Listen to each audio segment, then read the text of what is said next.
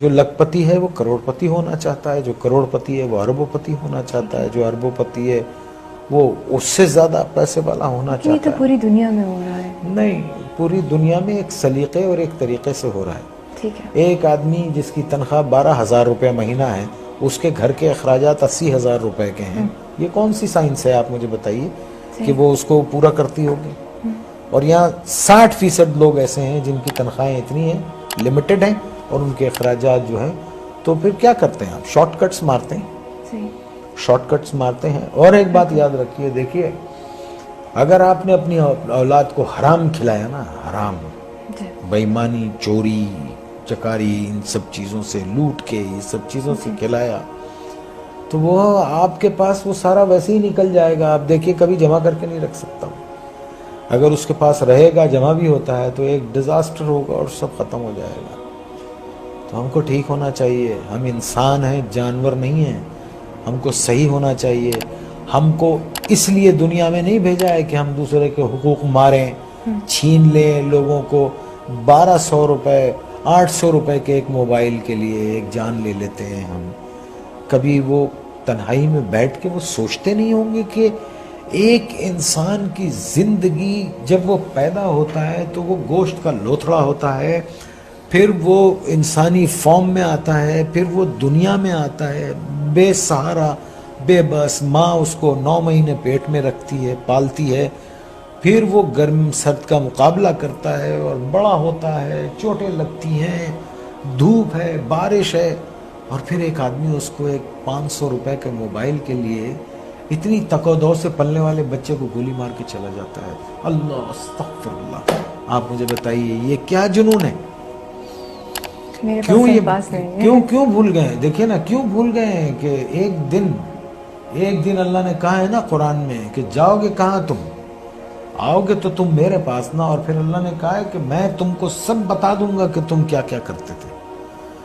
اور قرآن میں ہے کسی ایک بے گناہ انسان کا قتل، آئی کوٹ قرآن، کسی ایک بے گناہ انسان کا قتل ایسے ہے جیسے تم نے پوری انسانیت کو قتل کر دیا۔ اور ایک جگہ اللہ نے فرمایا اور اگر کسی ایک بے گناہ کی زندگی بچائی گویا تم نے پوری انسانیت کو بچا لیا۔ Are we true Muslims? ہم کیا ہیں؟ ہم ہیں کیا؟ پہلے تو یہ بتا، ہمیں تو نہیں، مجھے تو نہیں سمجھا۔ آنے والی سڑک سے جا رہے ہوتے ہیں، جانے والی سڑک سے آ رہے ہوتے ہیں، پان کھائیں گے، باہر منہ نکالیں گے، بچ کر کے تھوک دیں گے، کچھ بولو تو کہتے ہیں کون سا تم کا تھوک دیا۔